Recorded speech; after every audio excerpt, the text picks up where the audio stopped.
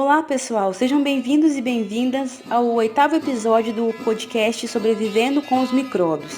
Hoje é dia 27 de julho de 2020 e nesse episódio vamos falar sobre a gripe espanhola e sobre o vírus H1N1. Também vamos ver como que os micróbios podem ter potencial para a fabricação de armas biológicas e também para a produção de medicamentos. Micróbio não tem medo de nada! Micróbio não tem medo de nada, micróbio!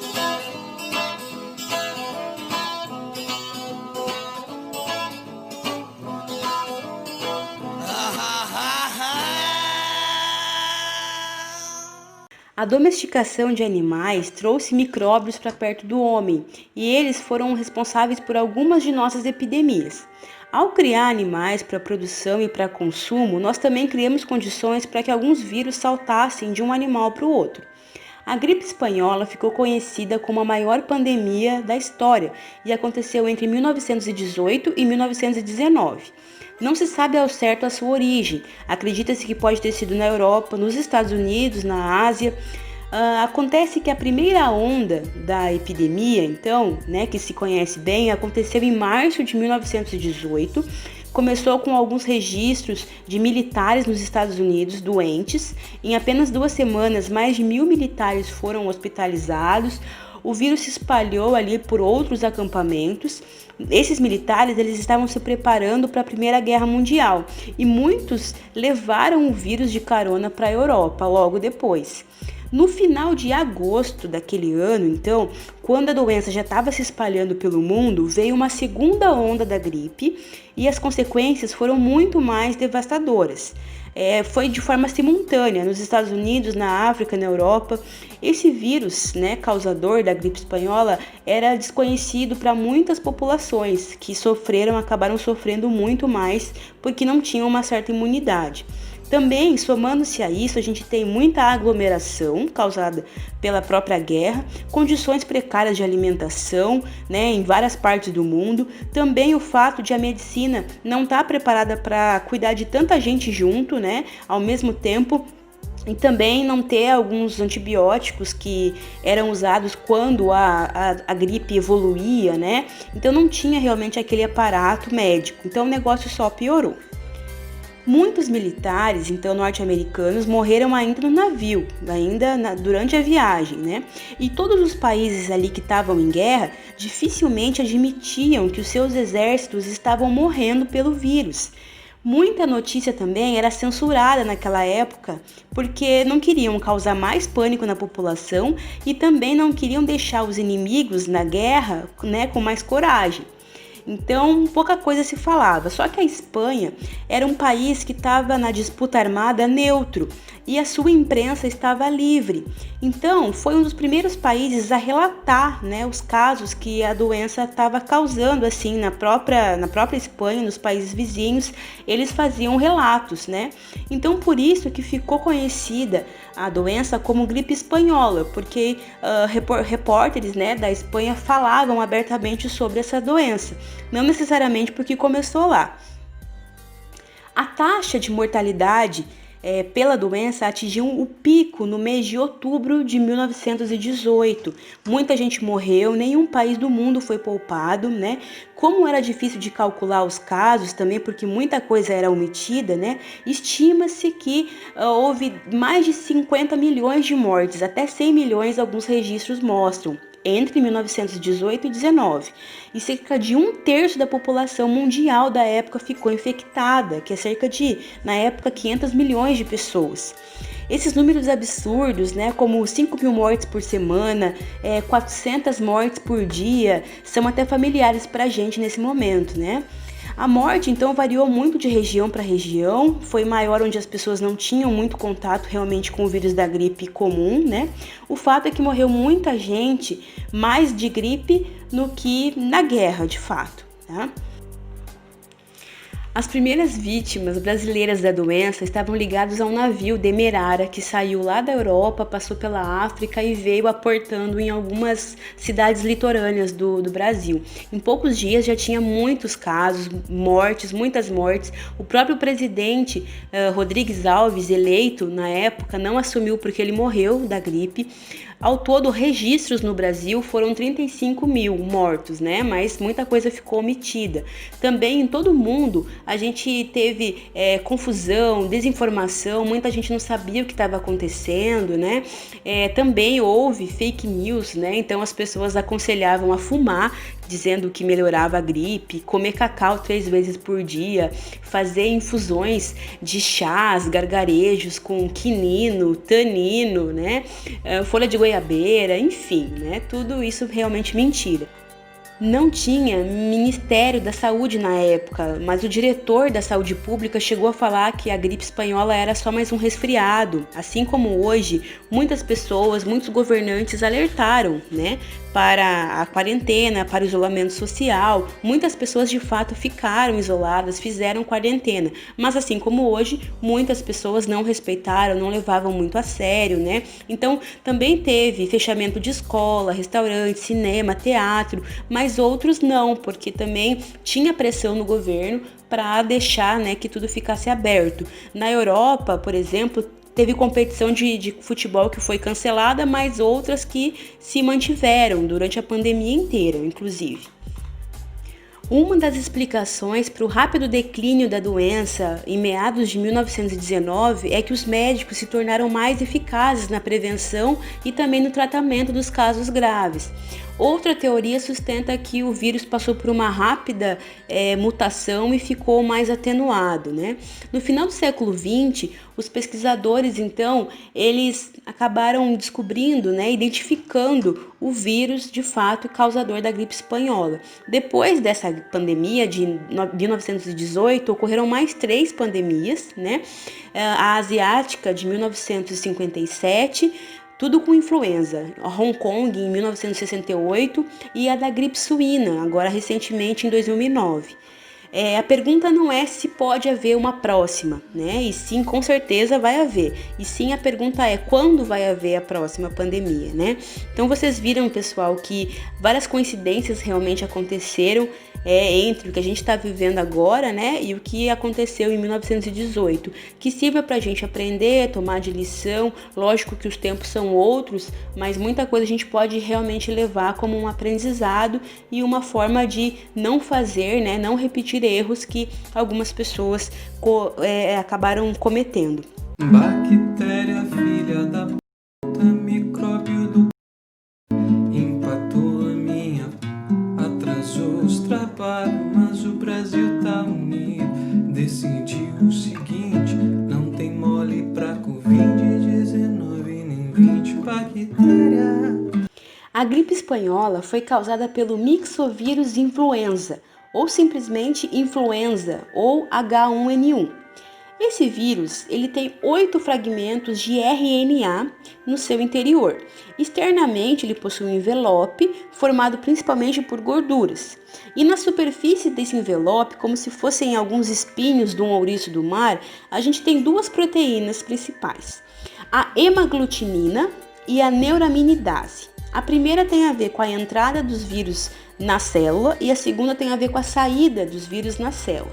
Acontece que a gente tem, são conhecidos, né, 18 tipos de hemaglutinina e, portanto, a gente classifica os vírus, né, como H1, H2, H3 até H18.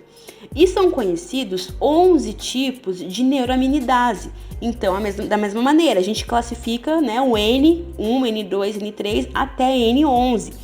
Então, essa combinação, né, de Hs e de Ns dão, né, origem ao que a gente conhece. Por isso que a gente vê nos noticiários, às vezes, essas letras e números diferentes, né? Então, existe, por exemplo, o vírus da gripe aviária, que é H5N1.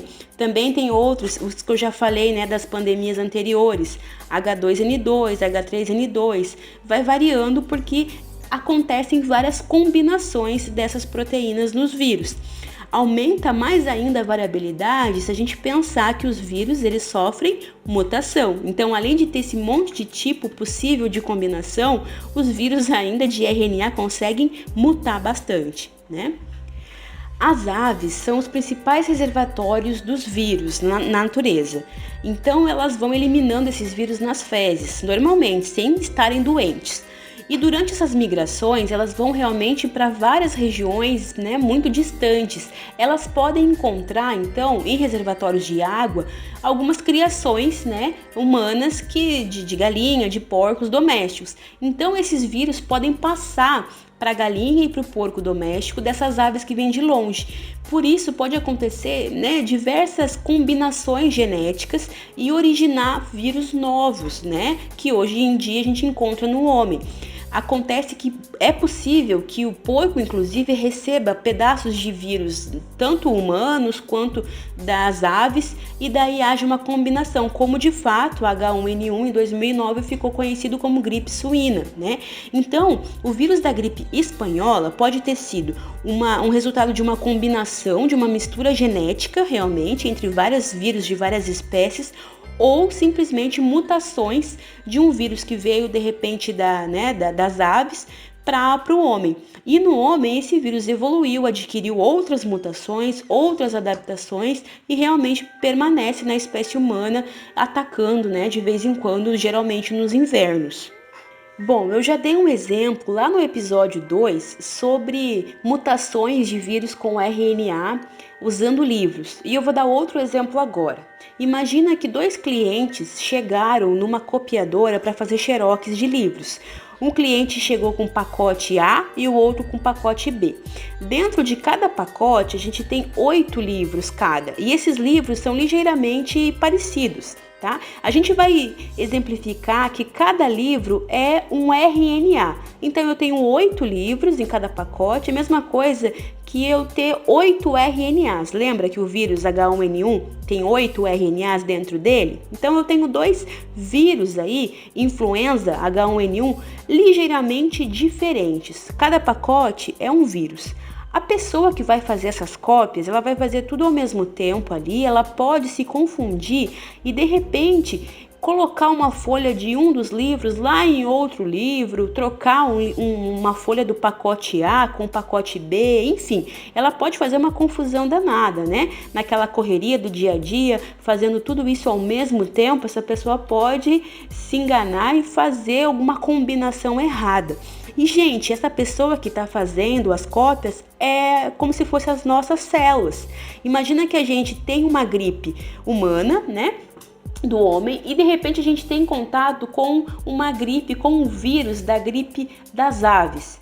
Dentro das nossas células, a nossa copiadora, né, ela fica doidinha, tentando replicar esses vírus ao mesmo tempo, e pode ser com que misture o vírus humano com o vírus da ave, né, e surja um novo vírus. E essa pessoa que foi infectada, né, duplamente, esse azarado, pode passar para frente vírus, então, que antes não era conhecido. Então, pode passar realmente para outras pessoas, podendo originando, né, uma nova pandemia. Bom, a transmissão, né, do vírus H1N1 pode acontecer até antes dos sintomas aparecerem. Esses sintomas, assim como a transmissão, a gente já conhece bastante, né? Então, sintomas de uma gripe, como febre alta, dores, tosses, diarreia, né, espirros. A transmissão também já é muito bem conhecida, a gente sabe como se prevenir disso também, né? O vírus fica nas superfícies de 2 até 8 horas, então lavar bem as mãos, usar realmente, né, a própria máscara e espirrar, tossir, se protegendo, é uma forma realmente de evitar a transmissão, tá? É importante falar que comer a carne do porco ou a carne da ave não vai deixar a pessoa doente, porque o vírus morre na temperatura do cozimento. Então, se essa carne não for crua, realmente não tem perigo de ingerir, né, esse vírus na alimentação. E, gente, a melhor forma realmente de se prevenir é a vacina. E a vacina para o H1N1, esse vírus que foi, né, causador da grande pandemia, né, da gripe espanhola, existe hoje uma vacina. É essa vacina que a gente tem todo ano disponível, né, que ela é feita todo ano, pegando vírus inativados, os vírus que estão circulando mais comumente naquele ano. Então, os pesquisadores juntam esses vírus, inativam eles em laboratório e fazem uma vacina por ano, tá? E é essa vacina que previne contra essa gripe que pode ser prejudicial. Então, olha só, né? Uma gripe que teve capacidade de matar muita gente, hoje em dia a gente tem uma vacina contra ela. Claro, algumas pessoas é contraindicado tomar a vacina porque se essas pessoas têm a alergia a ovo, apenas nesse caso. O resto das pessoas não é contraindicado. Alguns efeitos colaterais pode até acontecer, né?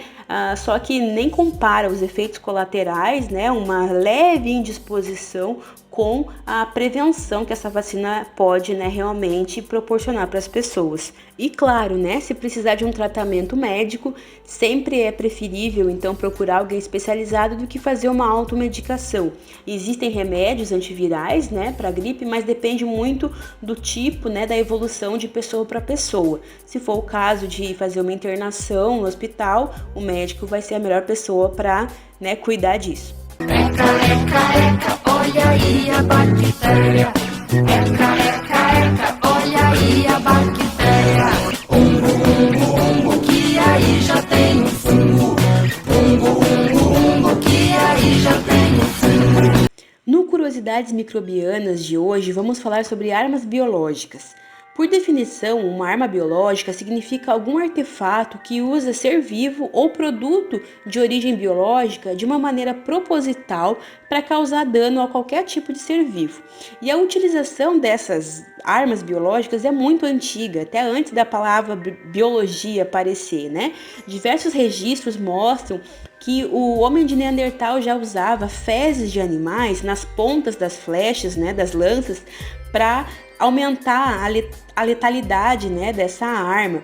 Também, lá no século IV a.C., existem registros de arqueiros que mergulhavam as suas flechas numa mistura de cadáver em decomposição. Eles não sabiam o que fazia, mas eles percebiam que essa lança, né, essa flecha molhada naquele líquido ali, carregava algum composto que fazia com que eles conseguissem matar mais, né, certeiramente os seus inimigos, ou animais na caça, ou até guerras, né, tribais entre grupos diferentes, né?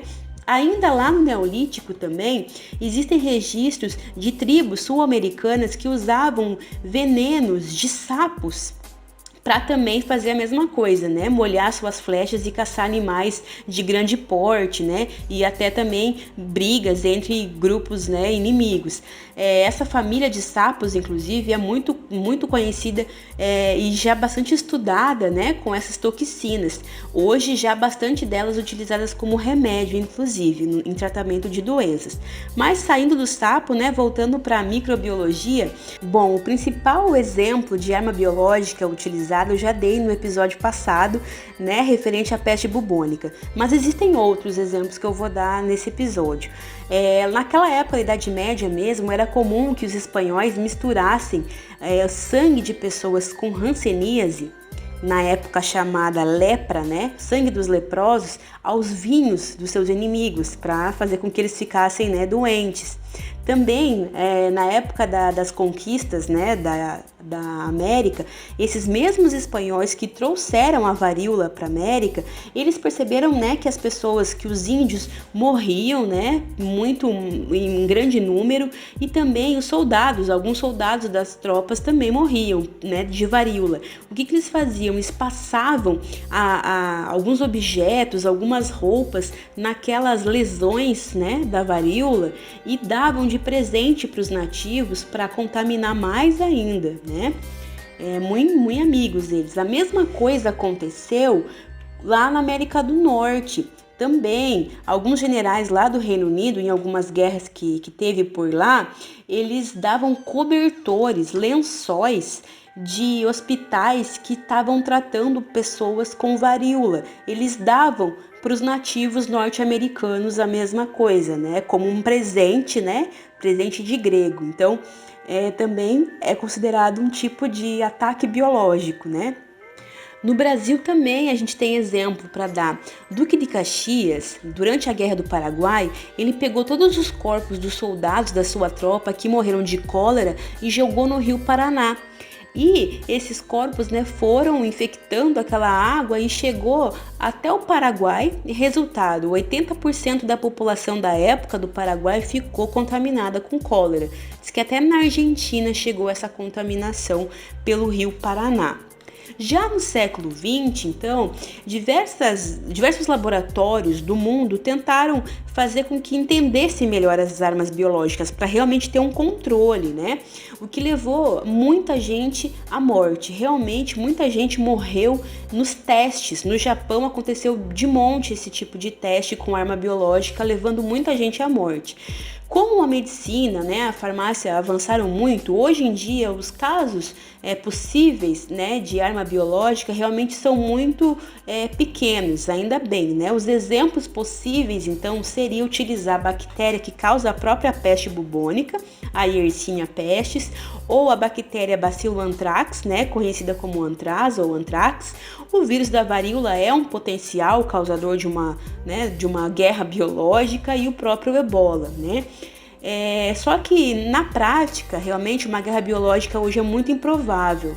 Um acordo realizado em 1972, e esse acordo é renovado frequentemente, né, onde mais de 170 países assinaram um termo, né, que deixa, né, acordado que eles não podem produzir nem estocar material para ser usado como arma biológica. Lógico que a fiscalização na prática disso é complicada, mas realmente existe esse acordo.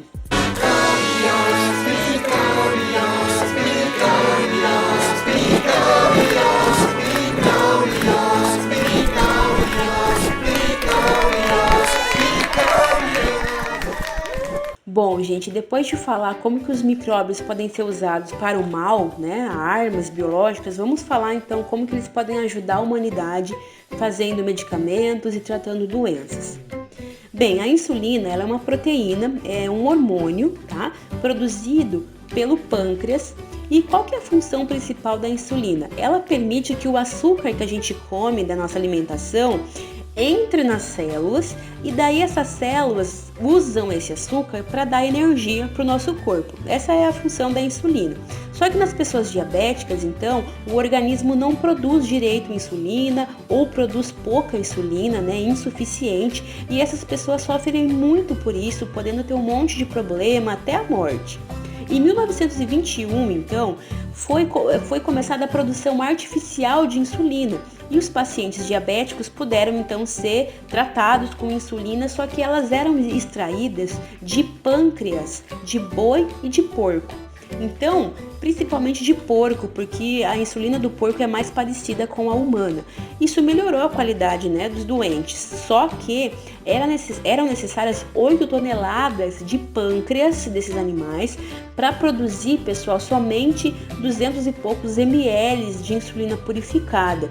Então, realmente é nada sustentável, não é verdade? Então, alguma coisa precisava ser feita, além do que essas proteínas não eram humanas, né? Então, algumas reações as pessoas tinham, para algumas pessoas isso nem funcionava ainda, tá?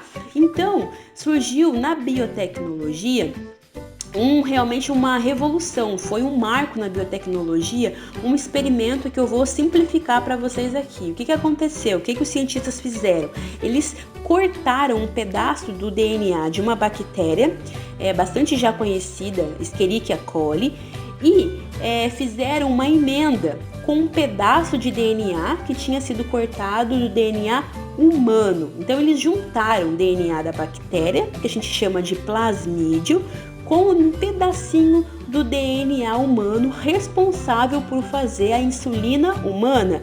Então eles combinaram, meio que colaram, né, o DNA da bactéria com o DNA humano, e surgiu uma bactéria que a gente chama de recombinante, uma bactéria, né, modificada geneticamente. E essa bactéria começou a produzir insulina humana, já que ela tinha um pedacinho, né, do DNA humano. Resultado, isso pode ser produzido em grande escala, essas bactérias se reproduzem muito rápido e logo a gente tinha a produção de mais de 50 mil litros de insulina a partir das bactérias, como é até hoje, né? Hoje já teve diversos tipos de evolução nesse tipo de medicamento, mas a base realmente é essa modificação genética usando bactérias recombinantes, tá? Um processo muito mais sustentável e menos fedorento, né? Vários outros exemplos a gente poderia dar aqui, né, pessoal? Só que não temos nem tempo para isso. Eu vou dar mais 2 exemplos de como que bactéria pode ser usada para medicamentos. Elas produzem uma enzima chamada asparaginase, que é muito utilizada em tratamentos de uma leucemia bastante aguda, tá? Também a Escherichia coli, a bactéria bem famosa. E uma produção totalmente nacional aqui, nossa, é uma proteína chamada colagenase, uma substância então que também as bactérias produzem e é usada para fazer pomada, para lesões na pele, lesões úlceras na pele e até lesões necróticas também. Fora isso, pessoal, vários outros tipos de antibiótico como bacitracina, rifamicina, neomicina, vários outros são produzidos por bactérias que estão comercialmente, né, disponíveis para a gente nas farmácias. E a gente não pode deixar de falar da penicilina, que é um antibiótico clássico, né, que também foi um marco na revolução da medicina, né, dos antibióticos, onde ele foi descoberto por acaso, tá? Então, o pesquisador chamado Alexander Fleming, lá em 1928, ele pesquisava sobre bactérias e ele percebeu um dia que as suas plaquinhas de bactérias haviam contaminado. Uma plaquinha contaminou com um fungo e ele achou estranho, né, aquilo ali. Ele olhou aquela plaquinha, esse fungo era do gênero Penicillium e ele verificou que onde tinha o fungo, né, então as bactérias não chegavam. Onde tinha um fungo, as bactérias ou tinham morrido ou, né, estavam afastadas. Só que na época ele não conseguiu extrair essa substância, ele não conseguiu evoluir no estudo dele, tá? Muita gente não acreditou, inclusive, nele. Aí, só lá na Segunda Guerra Mundial, outros pesquisadores retomaram essas pesquisas e evoluíram então na tentativa de isolar a penicilina e eles conseguiram. Então, lá em 1945, esses 3 pesquisadores ganharam o Prêmio Nobel em Medicina, né, pela grande descoberta que realmente abriu caminho na farmácia, né, na medicina, várias doenças que então eram contagiosas demais e muito letais, tuberculose, sífilis, né, a febre reumática, realmente passaram a ser tratadas com o antibiótico penicilina e isso abriu campo para várias outras pesquisas, porque os pesquisadores começaram a investigar vários outros fungos, né? Inclusive descobrindo mais tarde a streptomicina, que é o outro antibiótico produzido por fungos também, que inclusive a streptomicina mata bactérias que a penicilina não mata, então tudo foi se complementando, né?